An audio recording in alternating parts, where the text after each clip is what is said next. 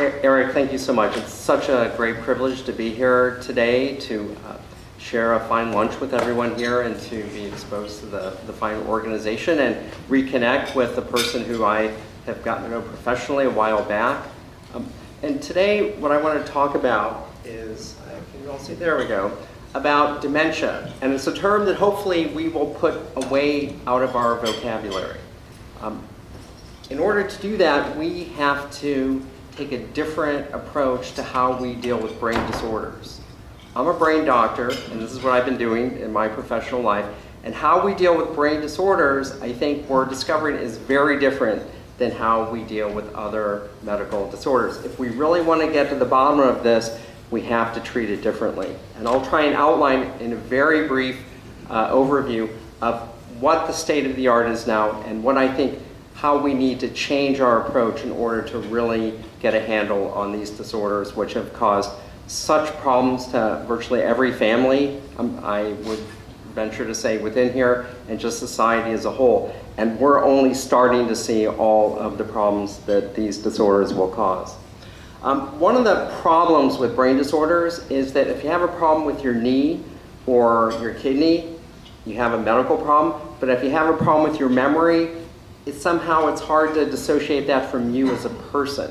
And we have trouble distinguishing a brain disorder from a disorder of the person. And people are uncomfortable about that.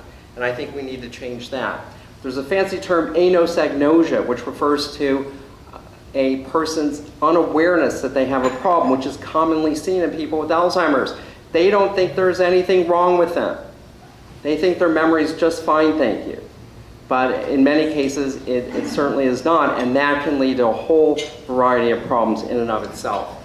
There's also what I refer to as kind of a social lack of awareness of Alzheimer's. If people aren't sick, if they're not in pain, it's easier to ignore somebody who has a memory problem than it is somebody who's sick or in pain. And that's kind of the status quo, and we all do it, but I think we really need to change that. If we don't change that, I think we're gonna be literally buried by these disorders in our society. At a meeting a couple years ago, a priority recommendation from a blue ribbon panel, I think Kathy was there as well, was that we need to increase the number of people who are trained in dealing with these problems. Brain disorders in general, memory disorders in particular, are not the kinds of things that average primary care doctors are very skilled or expert at dealing with. They're complicated. It's way outside what they normally do, and it's just much harder. Here is a graphic slide of kind of normal on the left. On the right is dementia. In between is this transitional state, mild cognitive impairment. I think Kathy will talk a lot more about that. Just to provide a frame of reference, 10 years ago, the primary focus in the field was trying to identify people who had MCI and see if we could prevent them from getting dementia. Now, fortunately, the focus is really where it should be, and that's keeping people normal.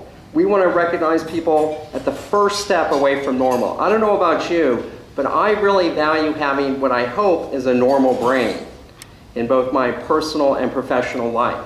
And if you think about that for a second, gee, it's really nice to have a normal brain. Shouldn't I do everything I can to keep it that way? I hope everyone would say resoundingly yes to that question. Dementia has gone away as a diagnosis. It's now called neurocognitive disorder.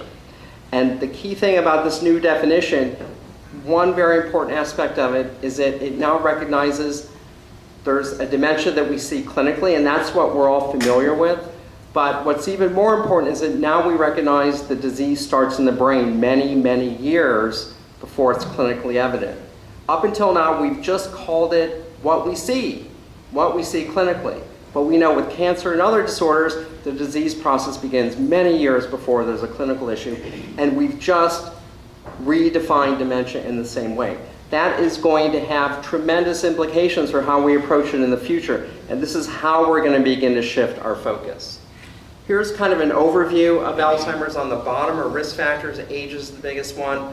Plaques and tangles are the proteins in the brain that accumulate. Acetylcholine and glutamate are brain chemicals that we treat. And finally, the clinical symptoms.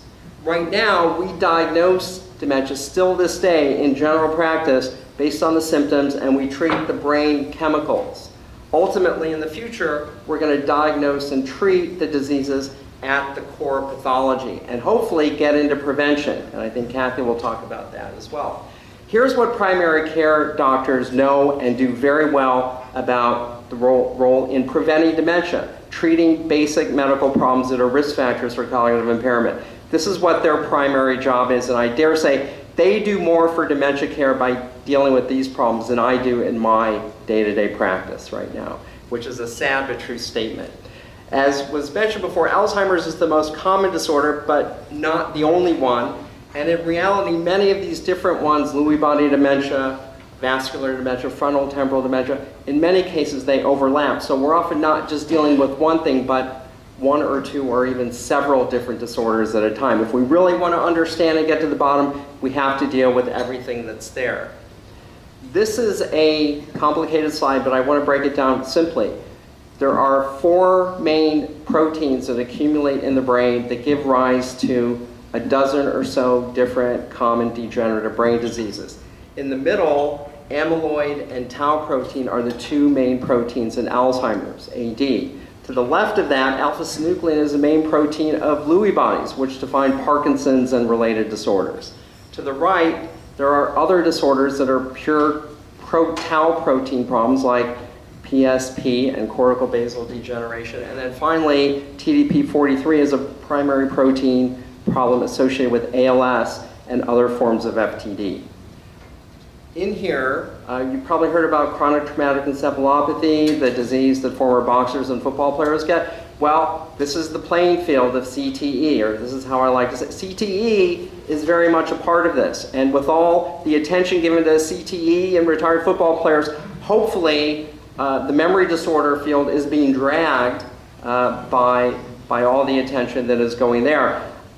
It's a little, I'll take whatever attention I can get. It's kind of a shame that sports has to be the driving force, but hopefully we can do as well or better in that. And just to put it in perspective, here's what primary care docs deal with. When you go to see the doctor, these are what they're dealing with. And here's what a primary doctor, what I hope to be dealing with in the next few years for specific diagnosis and specific treatment. We have to address the level of the protein problems. And this is not something that is going to be primary care. It takes specialized expertise and a lot of very sophisticated laboratory tests to get to this spot. And this is where research is going to come in a very big way. Another pronouncement from this meeting was we have to develop simple ways to identify all the different dementias so that we can treat them with exactly what they need.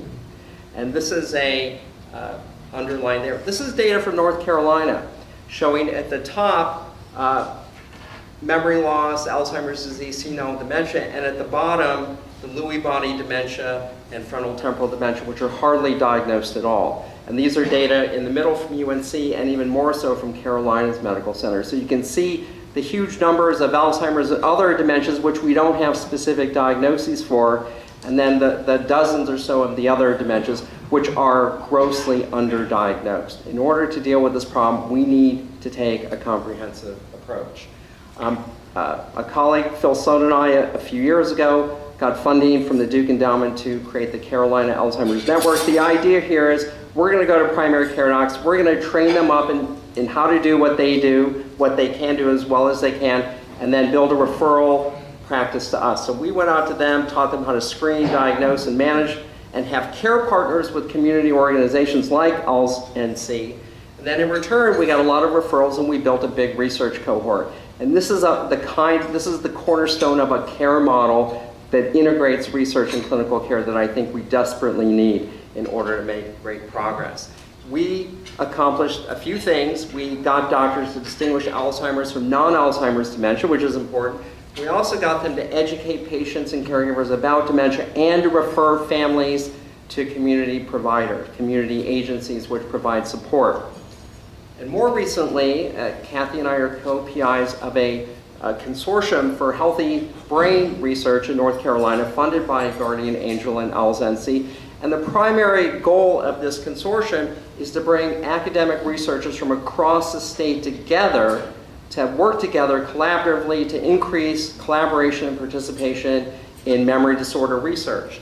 Two other pieces of this are going to be to keep doctors up to date on what the latest practices are and to help continue supporting them in what they're doing, and also to make them aware of organizations like LZNC and others that are there for families to provide support. This is a triple-decker sandwich: research, education, and family support. Those are the three pieces that we need to make progress in this field. And just to summarize here, three things that I think we need to do. We need to look at these disorders, that these are brain diseases, that it's okay, it's not me, it's not something to be ashamed of. I have a problem with my brain, let's deal with it. The other thing is that it's not just Alzheimer's. If we really want specific treatments, we need to make specific diagnoses and develop specific treatments for each different disorder. And finally, we need to shift attention from disease management to prevention. And I think Kathy's going to talk much more about that. I've been taking care of dementia patients and families for 20 years, and I'm getting really frustrated about having to do the same thing over and over and over again.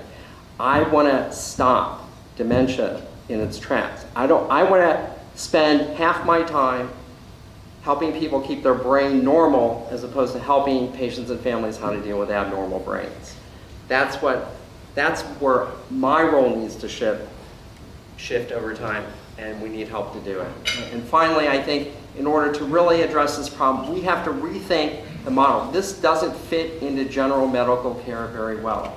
We need to develop a new model of care, and I think we have the basic resources and tools in this state, in this area, to do that. Thank you.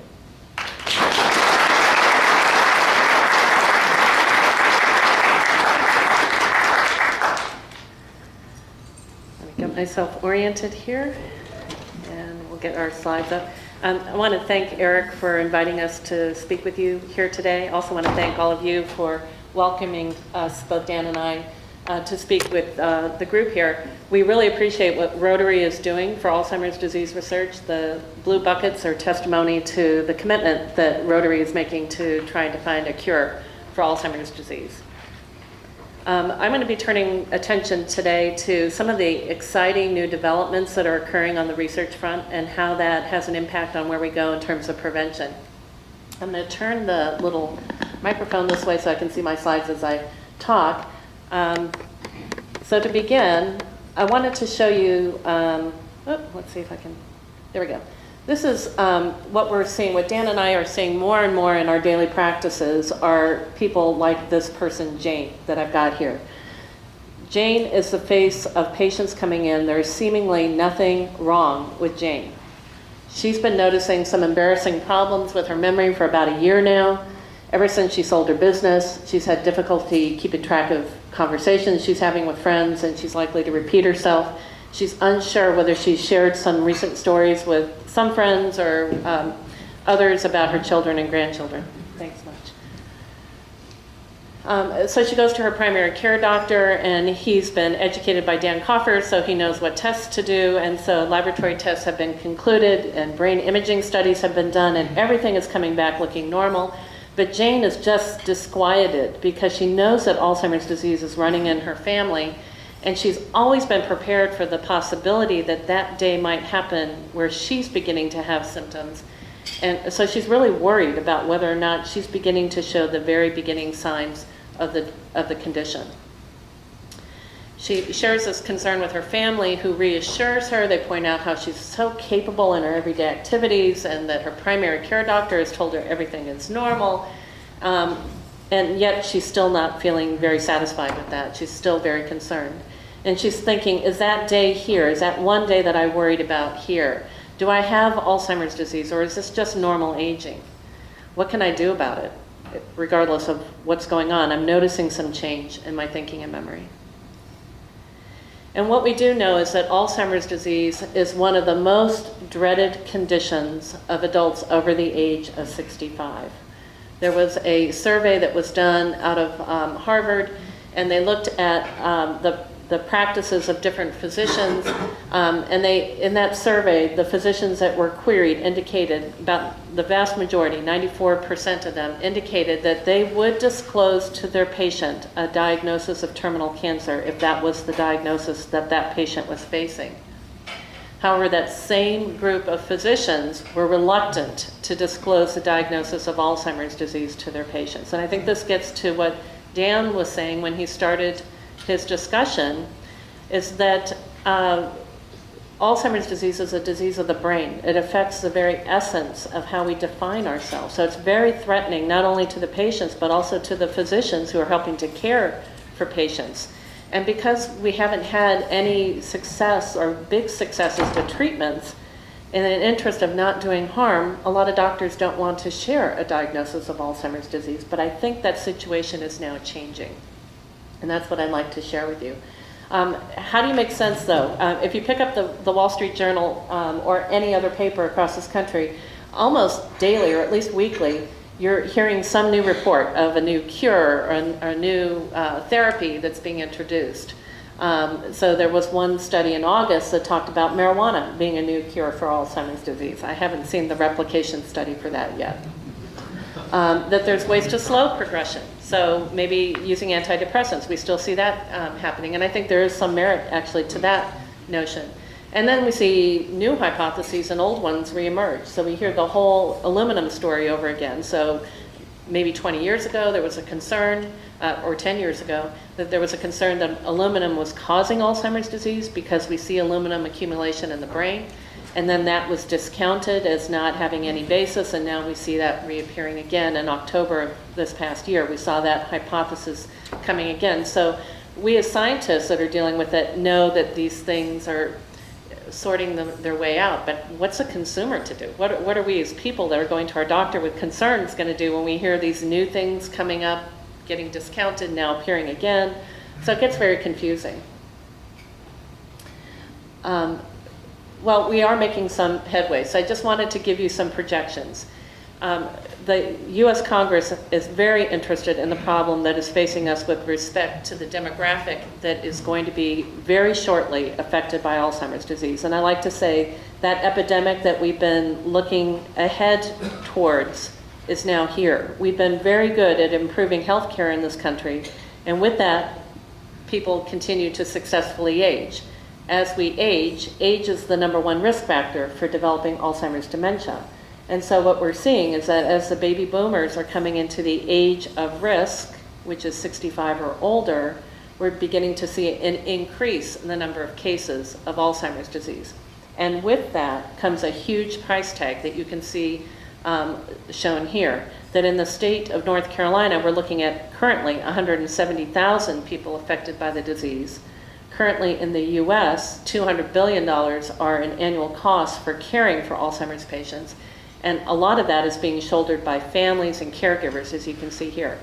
With the baby boomers aging, we're going to be seeing a huge number, tripling of the numbers that you see here. And that's bringing a huge price tag to us all, whether we're directly affected or not. We will all be paying for Alzheimer's disease and those that we're caring for, our brothers, our sisters, our friends, our husbands, our wives. So North Carolina is going to be witnessing a very large increase in the number of Alzheimer's cases. This comes from the Alzheimer's Association report in 2013 and was just verified again in 2014. And we ask why, and that's because some of the risk conditions that Dr. Crawford spoke about are actually quite high here in North Carolina. So we have an epidemic of obesity, which is a contributing factor to Alzheimer's disease, as well as hypertension, diabetes that can come with some of these chronic conditions. And because of that, that places us at particularly high risk as a state for diabetes, but it also places us at very high risk for Alzheimer's disease. So I'm going to quickly just tell you the bad news, and then I'm going to get to the good news. So the bad news is that there is no treatment currently that will allow us to totally prevent the illness from occurring. And there is no treatment currently that will stop the disease once it's developed. So that seems pretty grim, and I will admit that is pretty grim. The good news is there is a lot we can do to lower the risk of developing the disease. Dr. Coffer referred to it. I'm going to show you a little bit more about that. There's a lot of things that we can do to promote successful and healthy cognitive aging, whether or not you're worried about just some minor problems or whether or not you actually have developed Alzheimer's disease. There's a lot we can do to slow it down. So quickly, normal aging is the most common complaint for memory disorders. And the big thing about the memory problems that we have as our nervous system gets older is that we get a little bit forgetful for names of people, and generally they will come back. We can also be forgetful for other things that are very specific like that, of coming up with names of movies or other specific things. But usually that responds to cueing or recognition. That's not the case with Alzheimer's disease. Here you see August D. August D was Alzheimer's original case. If you look at that picture, how many people would say that August D is about 70 in that picture? Or 80 maybe. August D is 50 in that picture. And what we found with looking at that case is that it was thought initially that Alzheimer's disease was an unusual condition of people in their 50s, where they developed this very profound memory problem and got worse over time and developed behavioral symptoms. And under the microscope, Dr. Alzheimer was able to see the plaques and tangles that characterize the disease, the proteins that characterize this disease. And it was thought to be an atypical disorder. What we now know is it's not atypical at all. Getting it in your 50s is atypical, but it's a very common disorder that occurs after the age of 65. So that by the time that we get to 85, about half of us will have Alzheimer's disease if we live to be 85. This is what Alzheimer's involves. So I mentioned the plaques and the tangles. Let's see if I've got a pointer. Maybe. In the middle of the slide here, I don't seem to have a pointer. So, in the middle of the slide, you'll see a round area, and that's called a plaque. And what's in the middle of the plaque is amyloid and a lot of accumulated debris. And then you see some little triangle shapes below that. Those are the tangles. So those are the two things that the doctor looks for under the microscope that characterize the disease. That's the plaque, and there's the tangle. Now, Alzheimer's disease is characterized by very profound forgetfulness, so that things just don't stick in memory at all. So when the patient is demented, as we call it with the disease, their memory can be very fleeting, on the order of maybe just a few minutes or more, or less. So this gets to what Dan was talking about. There's Alzheimer's disease is a chronic disease, and that's what I think we also have to recognize. It doesn't start just one morning. It's actually developing over a period of years and decades within the brain. At least half of us in this room are developing plaques and tangles as I speak. So it's very common, and we're able to accommodate for the pathology that's accruing in our brain because we have lots of redundancy in our nervous system. But as we get older and we lose some of that redundancy, the symptoms begin to emerge. And when they begin to emerge, they're kind of subtle, and we call that mild cognitive impairment. That mild cognitive impairment gets gradually worse, and when the person can no longer function independently, we call it Alzheimer's disease dementia. And that's a symptomatic stage. That's typically where we've been targeting our treatments, but that's all changing. I'm going to skip over that real quickly. So there have been two major treatment approaches. There's been the development of symptomatic treatments that treat the memory symptoms or the cognitive symptoms, and then there's the treatments that look at disease modification. The current treatments that we have available treat the symptoms. They're not considered disease modifying. They're considered disease changing. They deal with the memory symptoms, but they don't change the pathology. They don't change the ultimate course of the illness. So it's a lot like treating a fever, but not treating the infection. So the infection is still there, but you're just treating the symptom. So these are the drugs that are available. They're called cholinesterase inhibitors, and then the memantine that you see in blue at the bottom. And they have a little tiny bit of an effect. I'm not going to go through the data here, but they have a little bit of an effect in some patients in making memory a little bit better. Importantly, we've had no new FDA drugs since 2003. So we're looking at over a 10-year period that we've had no treatments be introduced for Alzheimer's disease. But that scenario is changing. Here are all the drugs that were in development back in 2010. This group is even larger. So the further you get out in the circle are the drugs that are just under early stage development. We call it preclinical development. When you get to the inner circle, those are the drugs that are already approved and available. Those are those symptomatic treatments. The drugs that you see highlighted in red and pink are the ones that treat that amyloid protein in the brain, and the other ones have different targets. And what I wanted to share with you is that the interest in developing treatments has accelerated because of a commitment that the government has made towards trying to advance new therapies. So in January of 2011, a bill passed both House and Senate and were signed off by President Obama. So can you imagine that kind of working together today? And that's called the NAPA Act, or the National Alzheimer's Project Act. And that creates a strategic plan to develop drugs and treatments with a goal of trying to prevent and treat the illness by the year 2025. So it's an aspirational goal, but it's really trying to focus scientific attention and dollars towards research. And this is where I think Rotary is playing a big part to try and help augment some of the research that's going on, because the federal government cannot supply the answer to this problem alone, nor can pharmaceutical companies. There's a lot of research that has to occur so that we can accelerate towards that cure. What I wanted to share with you today are a couple of novel approaches that have been developed that were just announced in the last couple of months, new targets, really interesting things that look very promising. So there's an ultrasound treatment that was advanced that may be able to open up the blood-brain barrier and deliver drugs more effectively to the areas affected. Yale came out with a research study that, again, these are all in mice, so we're curing mice of the disease, and hopefully we can cure humans of the disease. And they looked at a treatment that was used for cancer and repurposed that compound for good reasons why they thought it might be helpful in eliminating amyloid out of the brain, and it in fact worked. And they were able to show memory effects in the mice that they treated. And finally, our own team here at Duke was able to also look at another drug that's being used in cancer and show that we could actually reverse an abnormal immune response that's occurring in the brain and make the mice better so that their memory was improved and the amyloid in their brain also disappeared. So until those therapies get from mouse to human, and we hope to escalate those as quickly as we can, what can we do now? And I'm going to close by telling you 7 things that you can do now. And it's based on important research. So the first is more of a societal change, but I just mentioned it, that basically we have to get over this bias of ageism in the society and realize that everybody's responsible for their own health and that everybody's valued. And so it really empowers all of us to take control of our own memory. So that's step 1. It's taking responsibility of trying to be the best that we can.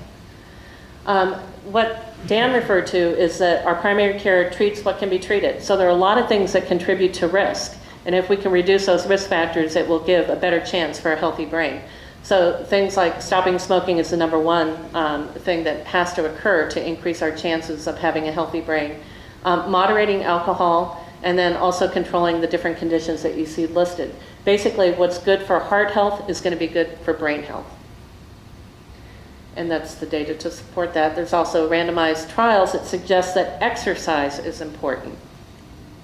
And so physical activity is very important. And we tell our patients that even if you're not athletic, it's important to get up and move.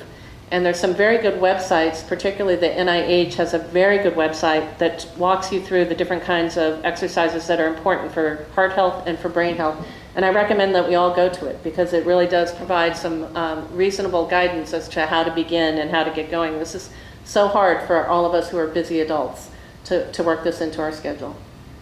I always tell people, and when I'm seeing patients, to make sure that they're coordinating that with their doctor and to ask the following questions. Are there exercises I should avoid? Is my preventive health up to date? And how do my health conditions affect this? Watch what we eat. So again, heart smart diet is good for the brain. Typically we refer to things that are good in terms of vegetables and fruits, and eliminates things like refined and processed foods, refined sugar and processed food. Again, great website to go to about that. Engaging your brain. So working your brain just like you're doing right this moment is really important. Trying to learn new things and to do it in novel and creative ways. That seems to be the key to it. So lots of evidence that this actually works. So there's big observational studies, animal models that show animals that are engaged in doing novel things actually show better nervous system. And there's been one randomized control trial that shows in people who've been trained to engage their brains that there's 10 years of improvement seen 10 years later.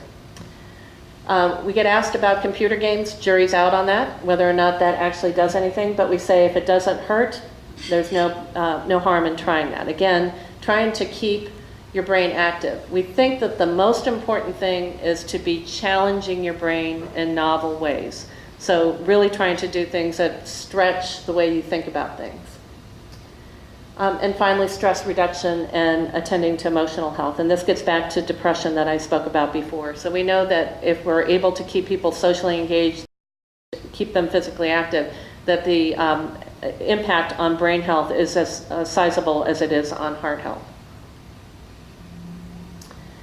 And then finally, I couldn't close without a plea to all of you. Be part of the solution. I think that we've been very timid in getting out there and telling all of us, because I'm in the same boat as you. I'm at risk just like you. So I get up here and I get to talk, but we're all in this together.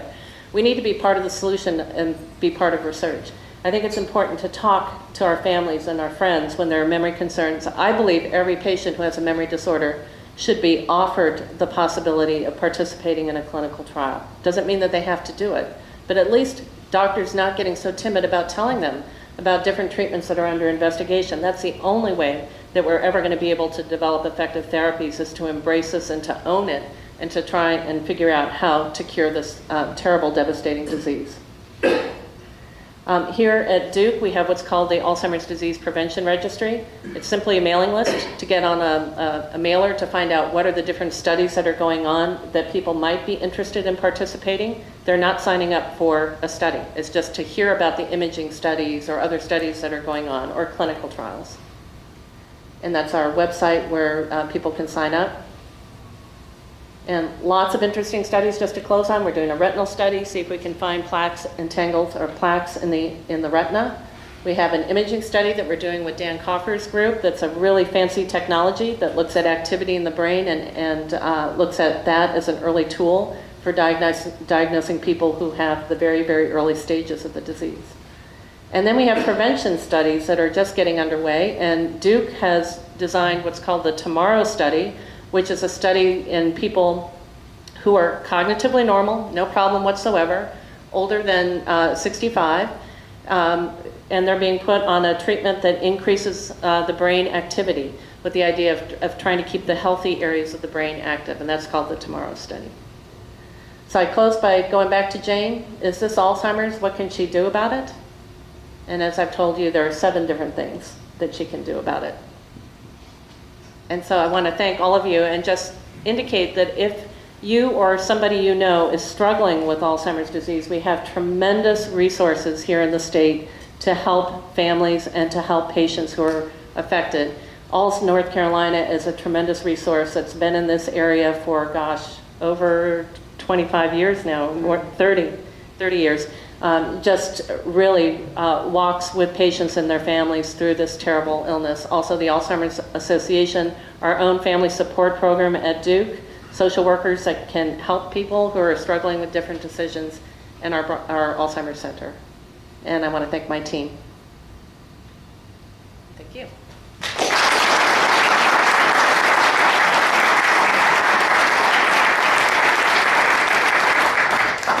Thanks, Kathy and Dan.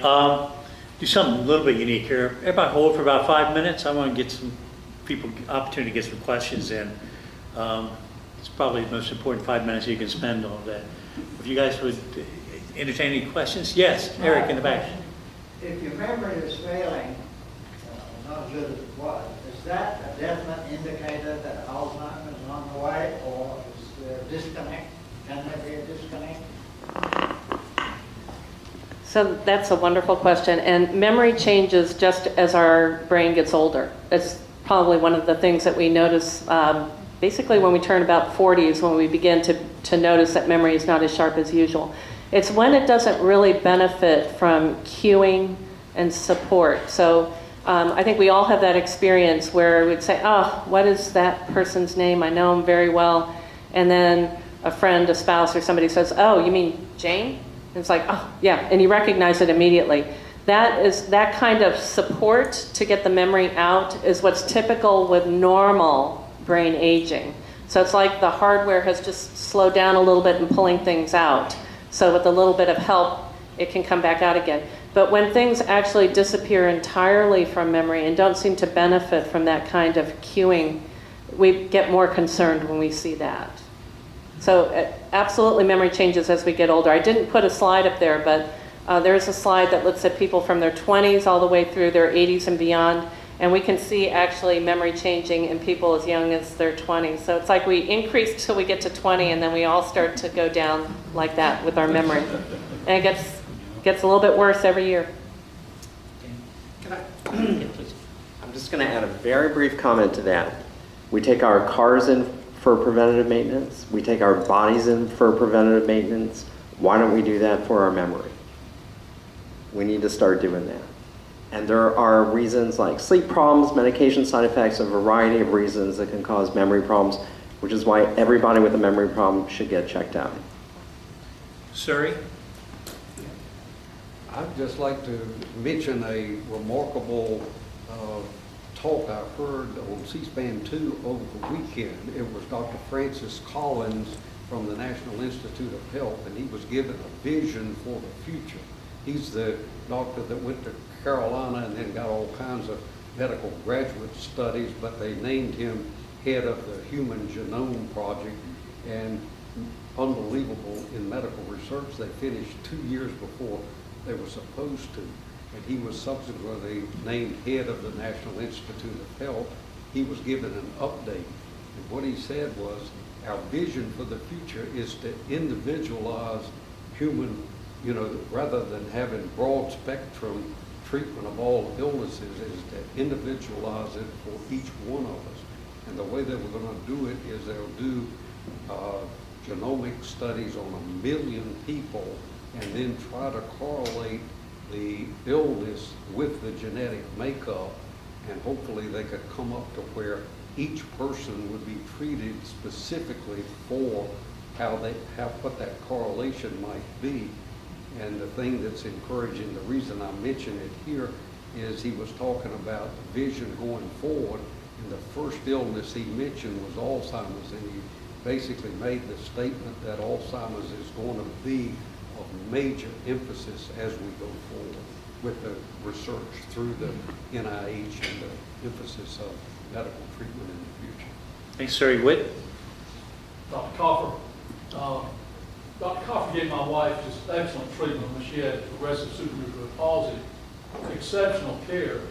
So my question to you, Dr. Coffer, is with people of your specialty, are there enough of you where people are being turned off by not being able to get in? Because I know you can only see so many patients, but in what you've outlined here, I mean, I know you're a prominent expert, but it's frustrating for people to see. Thank you. That's a really good question. And I'll just tell you, neurologists in training are often, like anyone else, they're captivated by areas where there are exciting new treatments, like in epilepsy, like in movement disorders. And as Kathy pointed out, there have been no new approved treatments in dementia and Alzheimer's in 10 years. We're talking about personalized medicine. That's fine-tuning treatments. We don't even have a treatment to fine-tune yet. So we're way behind there. I think this is why I think in part we have to, if we really, giving incentive to people, the best and the brightest to get involved. I mean, the status quo isn't going to get it done. We have not done a very good job over the last 10 years. And it's not for lack of trying, but I think we need to take new approaches, and we need to put incentives in to help people figure out novel ways to address these problems. And this is why I say I'm tired of having to deal with people that are with I want to spend more of my time preventing brain problems than I am, as much as I am managing them. So hopefully if we move things forward and get more of a prevention frame of mind as opposed to a management frame of mind, that I think that in and of itself will make a big difference. I'll just add one comment to that. So Dan and I are on a task force that Alice is also on for the state plan for Alzheimer's disease care. And I think what's going to happen is that we're going to have to work much more closely with the primary care doctors to give them, as Dan's already shown with his initial work, that if we give the tools to the primary care and work in collaboration with them, I think that we can get patients in to get the care that they need. And then when they need specialty care, that will, it won't be as much of a problem. But I think that's one solution here for the state. Eric, you have the next last question. Oh, thank you. My maternal grandfather had Alzheimer's disease. So what do we know about how much more likely that makes me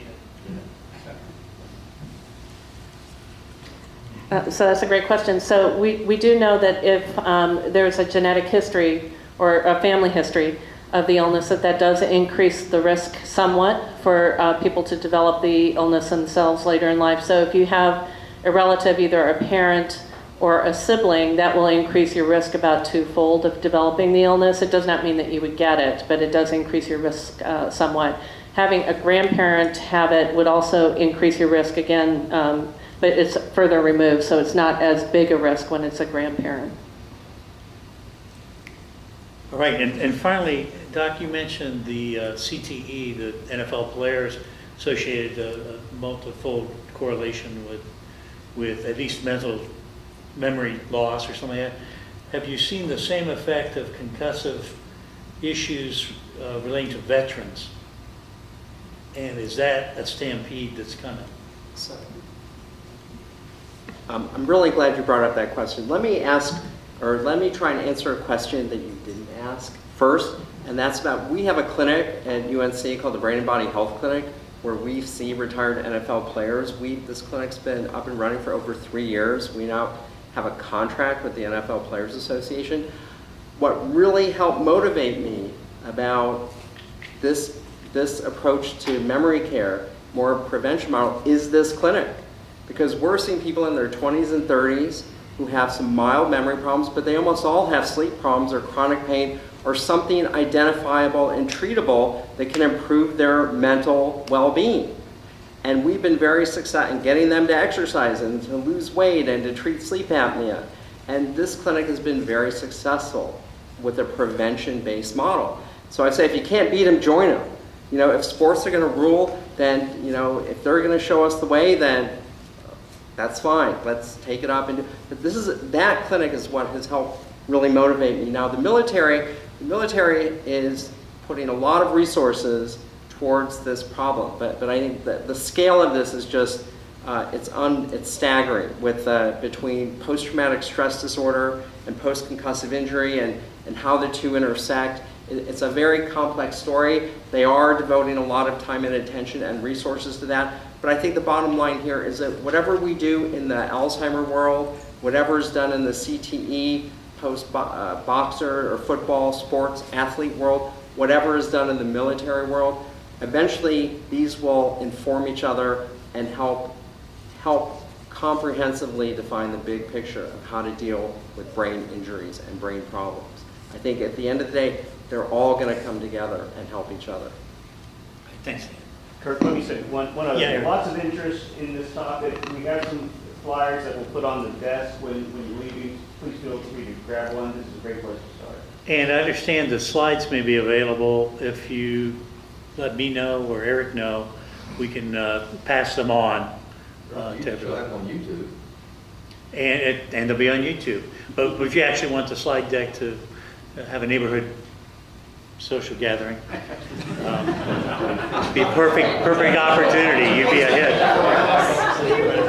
And they can come multiple times to the same party and it'll be fine. We put people on the moon. Surely we can get together and take a journey to the inner mind. So maybe that's the next frontier for everyone. So thanks so much for attending, everyone. Because we're running a little late, we'll dispense with the 4-way test. And if you have questions, please come up. I'm sure they'll entertain some more. We'll stand adjourned. Thank you.